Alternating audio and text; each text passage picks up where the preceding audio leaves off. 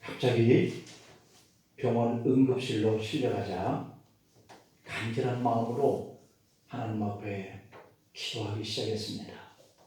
그러자 하나님은 얘야 걱정하지 마. 내가 네 생명을 40년을 더 살게 해줄게 하는 응답을 받았답니다. 하나님의 응답을 받자 부인은 금방 회복이 되었습니다. 40년이나 더 산다라고 하는 그 말에 아주 신이 났습니다. 너무 신이 나서 그 부인은 퇴원도 미루고 성형외과에 찾아가서 얼굴을 전부 고쳤습니다. 안 고치려고 그랬는데 40년을 더 산다 하니까 야, 이 병원에서 내가 죽지 않고 살아나는구나. 그래서 퇴원도 연기하고 성형외과를 달려가서 얼굴을 다 고쳤어요. 그런데 퇴원하는 날 부인은 병원 앞길을 건너다가 음주운전자와 충돌해서 현장에서 숨지고 말았습니다. 너무 황당한 부인은 천국에 가서 하나님께 항변했습니다. 하나님, 저에게 40년의 삶을 더 주신다고 하지 않았습니까? 그러자 하나님 말씀합니다. 아이고 얘야, 네가 얼굴을 완전히 다 바뀌는 바람에 내가 너를 몰라봤다. 그랬다는 겁니다. 미국 속담에 프라이팬에서 뛰어나와서 불 속에 뛰어든다. 그런 속담이 있다고 해요. 프라이팬이 뜨거워서 뛰어나온 것이 불 속이었어요. 더 안 좋게 변화된 거죠. 이 말은 사람이 더 악하게 변질되어 가는 것, 이것이 좋지 않다. 그렇게 얘기를 하는 내용이에요. 사람들은 힘들고 어려운 현실에 대해서 늘 피로감을 느끼고 염증을 느끼면서 변화되었으면 좋겠다. 좋아졌으면 좋겠다. 늘 이렇게 환경 탓을 한다는 겁니다. 어두운 세상에서 빛을 원하고 억압된 환경 속에서 자유를 원하고 삭막한 삶 속에서 사랑받기를 원한다는 거예요. 그리고 성도들은 부정과 이 불의한 세계 속에서 정의와 그리고 평화를 갈망하고 살고 있고 그래서 주님을 기다립니다. 이렇게 변화를 경험할 때마다 뒤돌아보면서 하나님께서 역사하셨구나. 하나님께서 도우셨구나. 하나님이 우리와 함께 하셨구나 하는 것을 발견하면서 살게 된다라고 하는 거예요. 하나님은 우리 성도들의 결코 기도를 외면하지 않으시는 분. 우리가 고난당할 때마다 그 고난의 변화를 통해서 더 좋게 하여 주시는 분이신 줄로 믿기를 바랍니다. 그러므로 우리가 당하는 이 환경은 우리를 끊임없이 하나님을 알게 하고 하나님을 향한 우리의 믿음이 더 좋게 변화해가는 이러한 일들을 위해서 사용하시는 하나님의 방법이다라고 하는 것을 우리가 알아야 한다는 것이에요. 우리는 이렇게 하시는 그 하나님의 그 일을 늘 받아들이고 다만 할 수 있는 일은 우리가 거기에서 인내하느냐 하는 이런 믿음의 과정이 있어야 더욱더 거듭나게 된다고 하는 사실을 믿으시기 바랍니다. 그래서 모든 성경의 핵심이라고 하는 것은 지금보다 더 좋게 회복해 주시겠다 이런 약속을 하고 계셔요. 아담과 하와가 잃어버린 그 낙원의 모습이 창세기에 나오잖아요. 그리고 성경의 마지막 요한계시록을 보면 이와 같은 죄인 우리가 다시 회복되어서 천국으로 올라가는 그런 모습을 그려놓고 있는 것이 계시록이에요. 누가복음 15장 8절부터 10절을 한번 볼까요?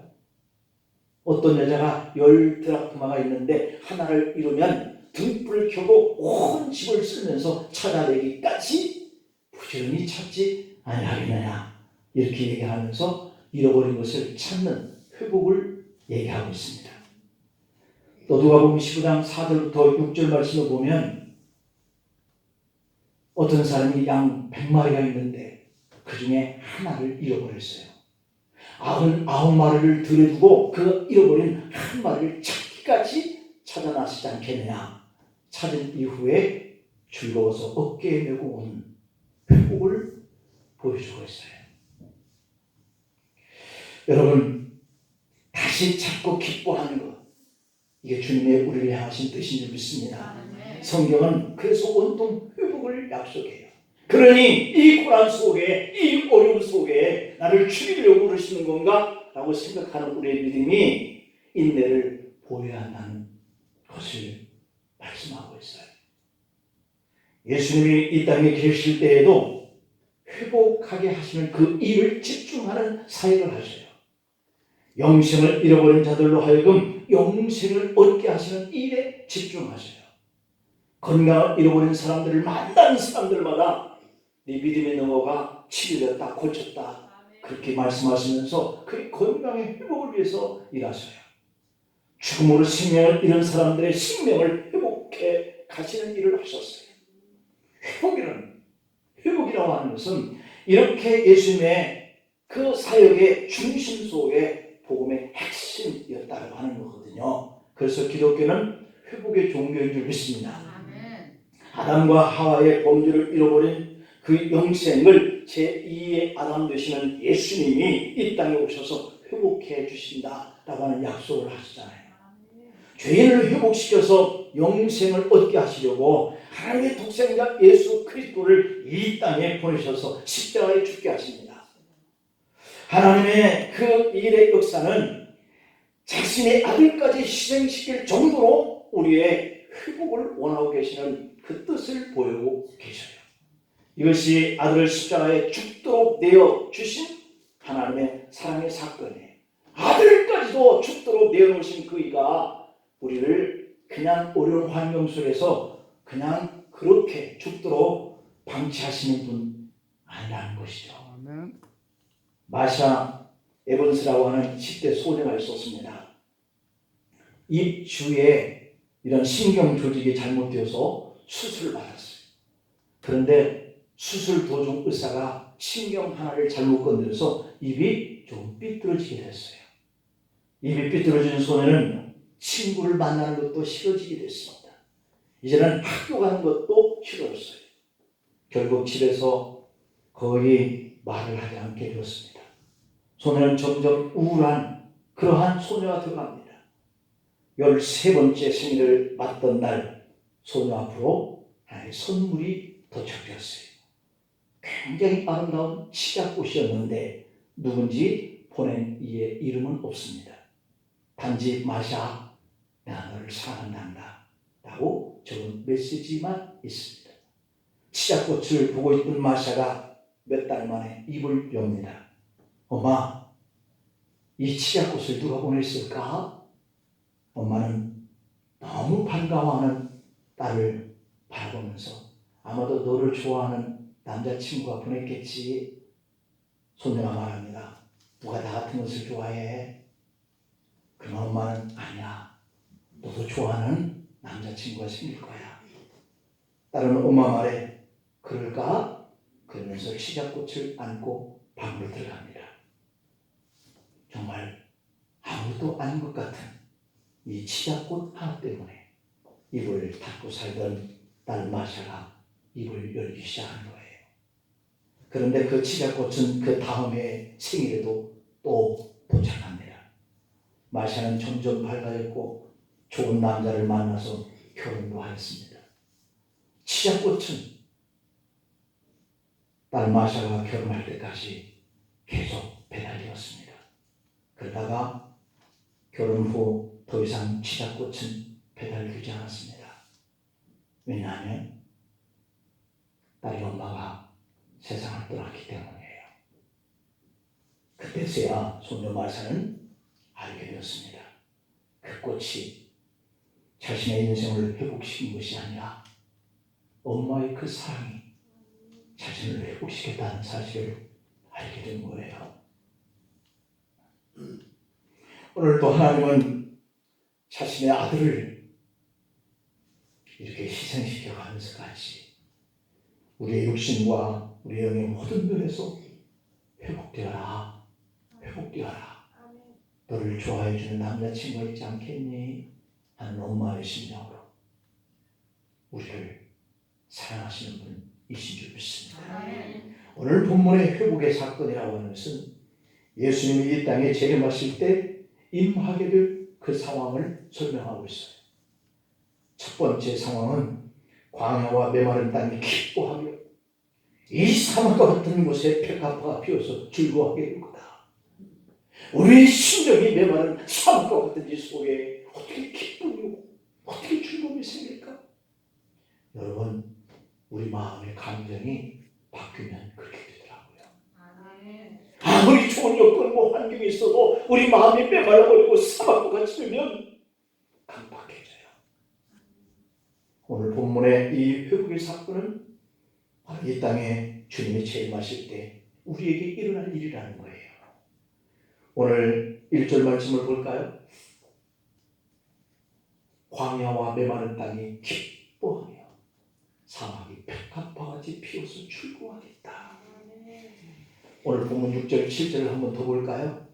그때에 저는 자는 사슴같이 될 것이며 말 못하는 자의 혀는 노래하니 이는 광야에서 물이 솟겠고 사막에서 시내가 흐를 것입니다.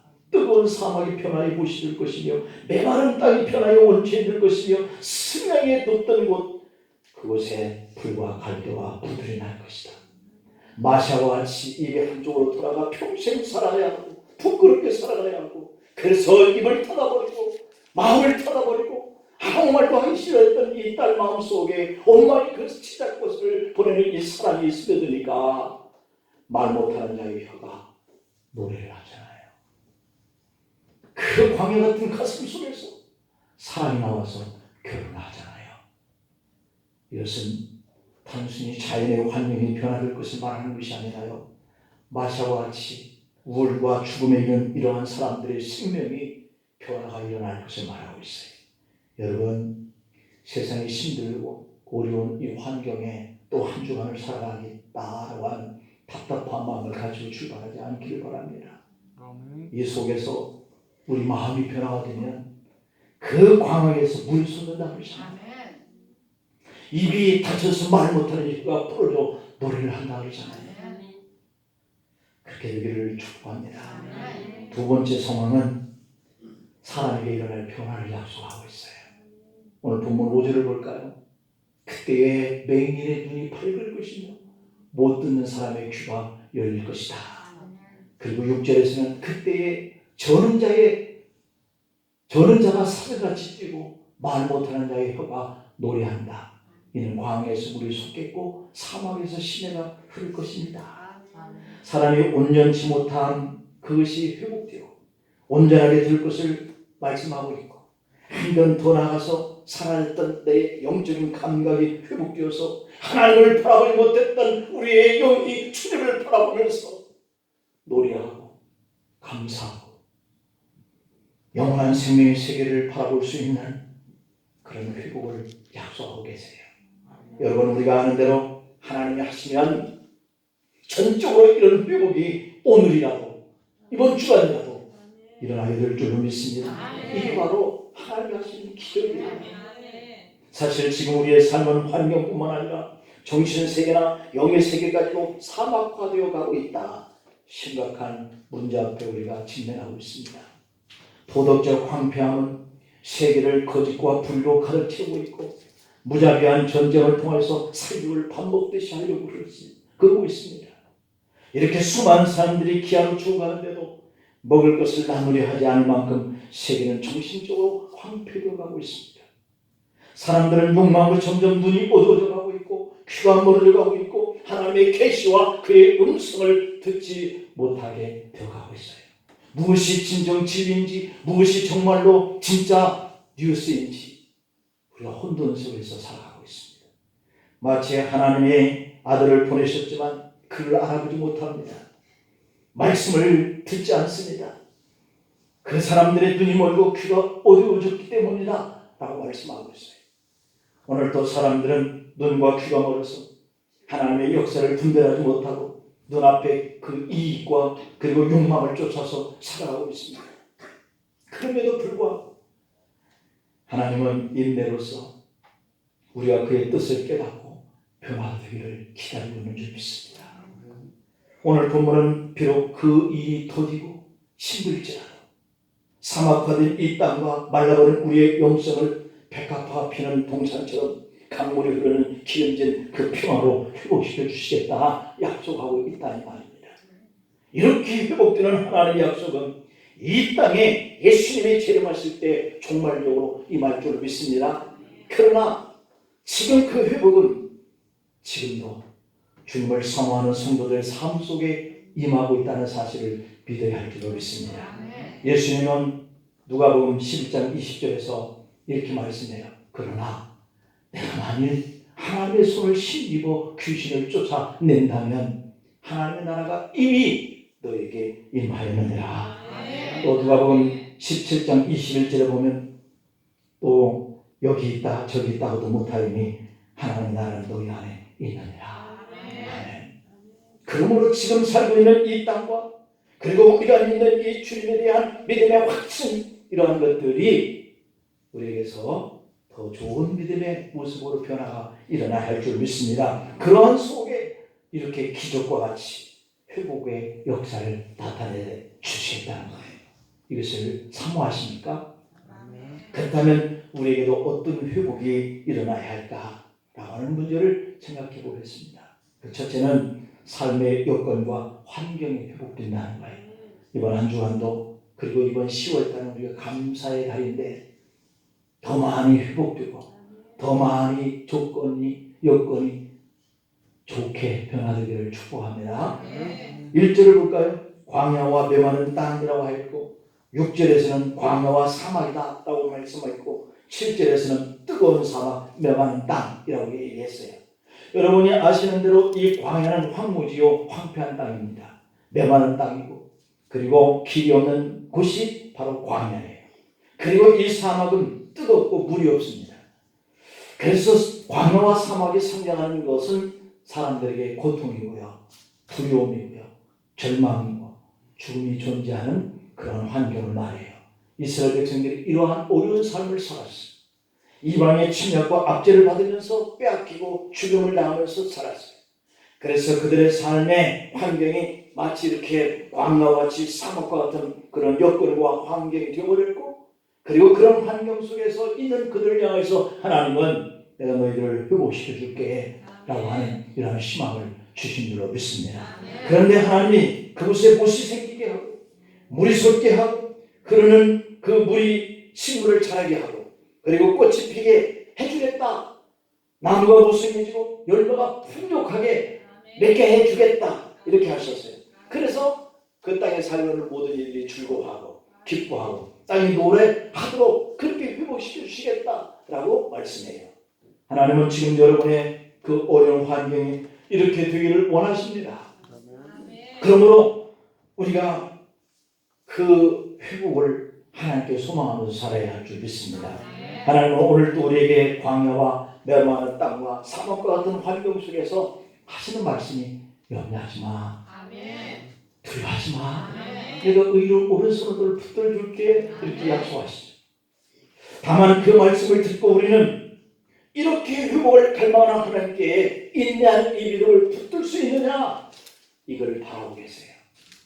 수원 근처에서 목회하는 개척교회 목사님이 어린 딸이 부모님께 인형이 입은 그런 옷처럼 예쁜 옷을 사달라라고 보챕니다. 목사님 내외는 개척교회를 하면서 경제 여건이 좋지 않으니까 사랑하는 딸이 조르르고 이렇게 얘기를 해도 선뜻 사줄게 말을 못하는 거죠. 그럼에도 불구하고 사줄게 약속을 했어요. 목사님 부부는 사준다고 약속을 했지만 마음속으로는 경제적인 여유가 생기면 이런 마음을 품고 그래 사줄게 했던 것이죠. 그런데 이 딸이 하는 것 좀 보세요. 자기 인형을 품에 안고 얘 인형아 너 지금 예쁜 옷 입고 있는데 우리 엄마 아빠가 나에게도 너처럼 이렇게 예쁜 옷을 사준다고 해서 내가 그 옷을 입으면 너하고 잘 어울릴 거야 하더니 마당으로 나갑니다. 그러더니 강아지를 붙들고 강아지야 우리 아빠 엄마가 예쁜 옷을 사주면 나랑 같이 놀러 나가자 그러는 겁니다. 이 광경을 본 목사 부부 눈에는 눈물이 핑 돌았습니다.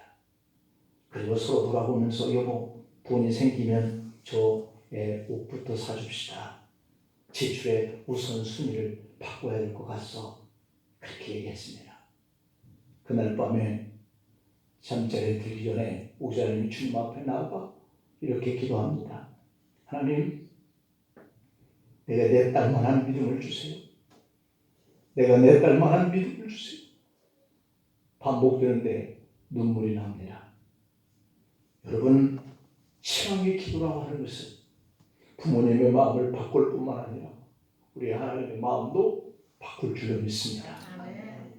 나의 삶과 우리의 가정이 그리고 우리 교회 환경이 지금 광야와 같고 메마른 땅과 같고 사막과 같더라도 하나님을 향한 우리의 인내하는 그 믿음의 기도는 이 어린 딸처럼 아빠가 엄마가 산다 그랬으니 그 믿음을 가지고 금방이라도 자기가 입고 강아지를 데리고 밖에 나가서 뽐낼 수 있는 옷을 입은 것처럼 얘기를 하고 있는 이 믿음을 보세요.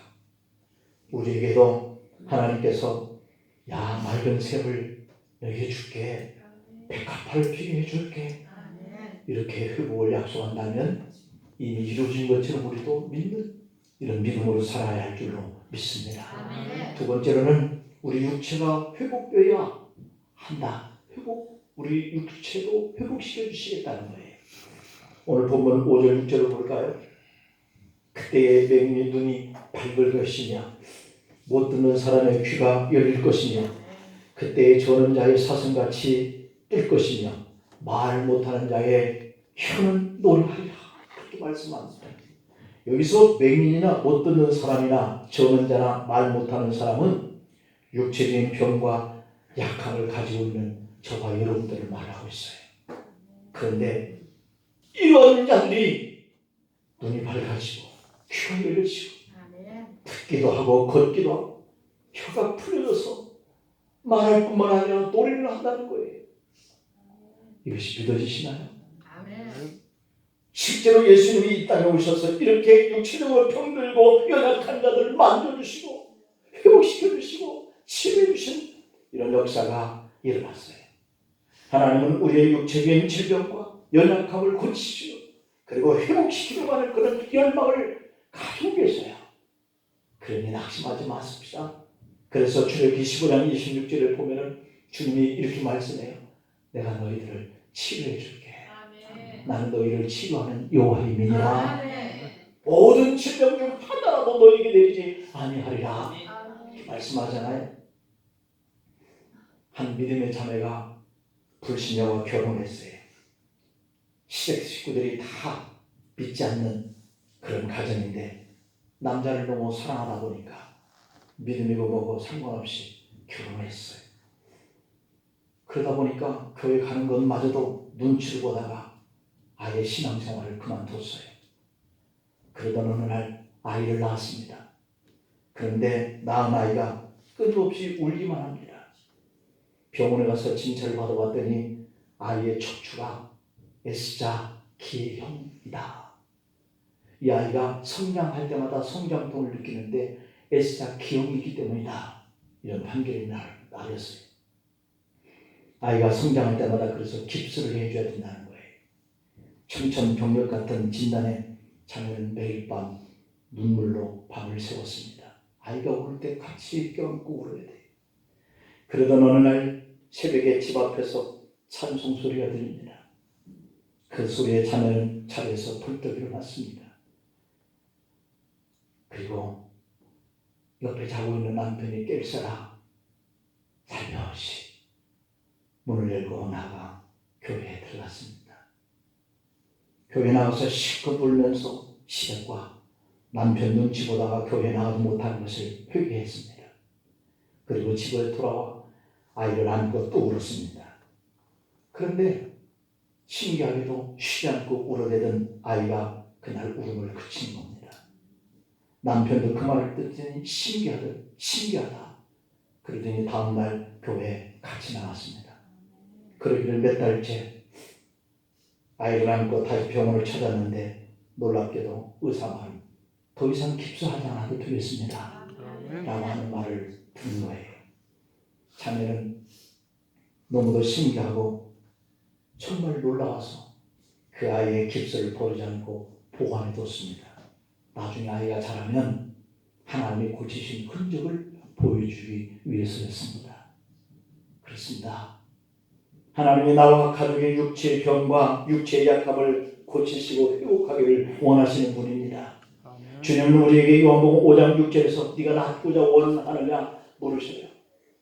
우리가 낫고자 하는 갈망과 열망을 주님께 보이면 우리 주님은 언제든지 그래 내가 너를 회복하기를 원해, 내가 너를 치유하기를 원해 이렇게 말씀하시는 분이기에 얼마든지 치유와 회복의 역사가 일어나게 하시는 분이 우리 주님이심을 믿으시기를 축복합니다.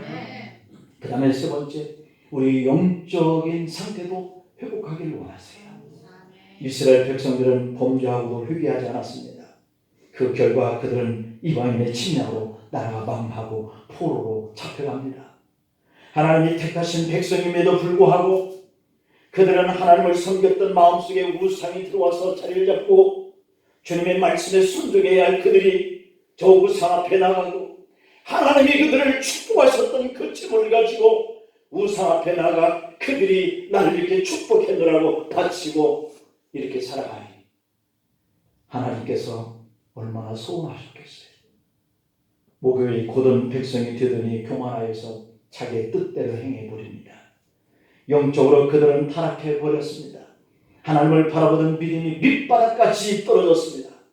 오늘 본문 8절 9절에 보면 거기에 대로가 있어 그 길을 거룩한 길이라 걷는 바들이니 깨끗하지 못한 데는 거기 못 지나가 오직 구속함을 입은 자들만 거기에 있어 우매한 행위는 그 길로 다니지 못할 거야 라고 말씀을 하고 계세요.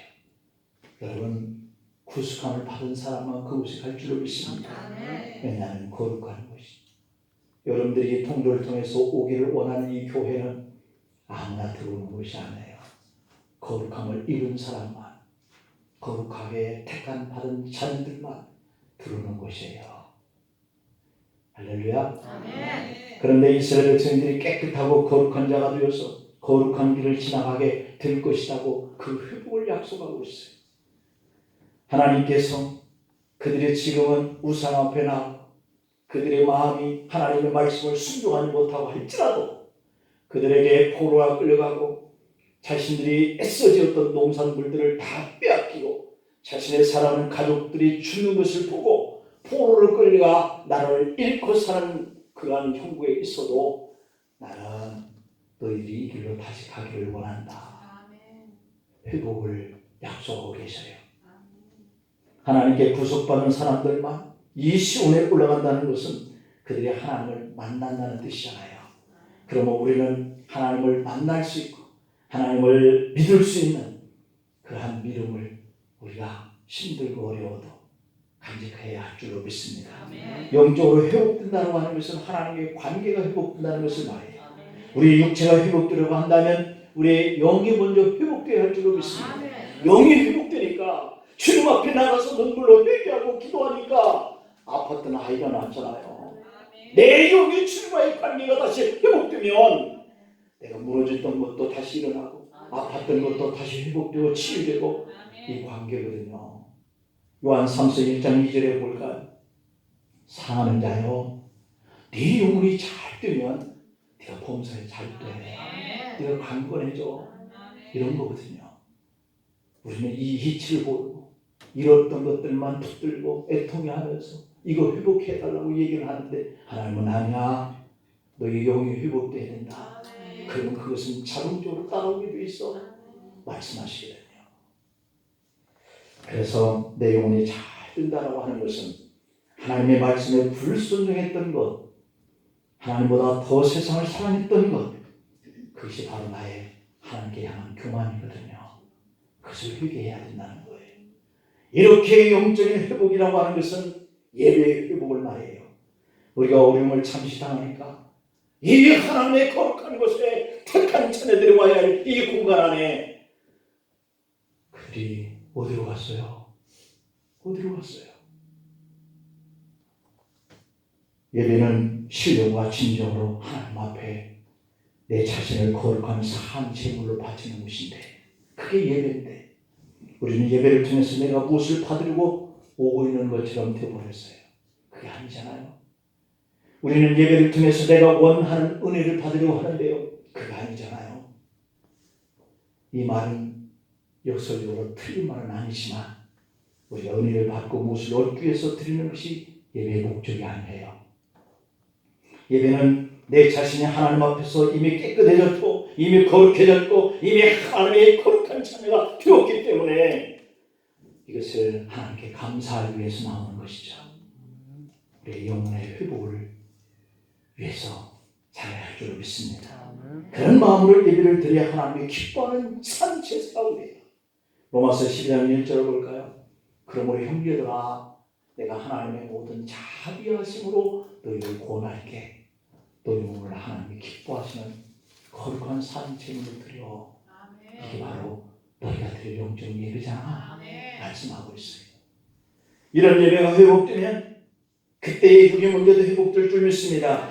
그런 거로 우리의 몸도 회복되고 우리가 잃어버렸던 것들도 회복되는 이런 역사가 바로 기적이라고 그러잖아요. 영이 회복되지 못하고 육이 치유되지 못하는 그 이유가 하나님께 있는 게 아니라 결국은 내게 있네. 내게 있네. 내가 하나님께 향하는 이 믿음의 영적인 것들이 퇴락했기 때문이네. 하나님은 나를 회복시키시고 치유하시기를 원하지만 나에게 그런 열망이 없었네. 그걸 다 잃어버렸네. 이제는 간절한 소망이 되어 주님의 관계를 회복하고 주님과 함께 다시 나오는 이 일은 결국은 하나님의 관계 회복뿐만 아니라 육신도 회복되고 나의 육적인 소유도 회복되어야 하는 거예요. 그래서 우리는 하나님께 간절함으로 나가야 할 이유예요. 이 한 주간 더 간절함으로 하나님께 나와 우리의 영육이 회복되고 치유받아서 범사가 잘되고 강건하기를 간절히 축원합니다. 기도하시겠습니다. 아버지 하나님, 우리의 여건과 환경의 회복을 위하여 하나님을 찾으라. 그러면 회복해 줄게 라고 하는 약속을 붙듭니다. 우리의 육체를 회복하여 주시기를 인내하는 믿음으로 하나님 앞에 더욱더 다가가 주님과의 관계에 회복하기를 원합니다. 우리 영적인 영혼의 회복을 위하여 하나님 앞에 예배 생활을 게으르지 하지 않아서 주님이 우리에게 회복하고자 원하시는 것들을 회복하여 이 한 주간도 풍족하고 강건하고 범사가 잘 되는 저희들 되게 하여 주시옵소서. 예수님의 이름으로 기도하옵나이다. 아멘.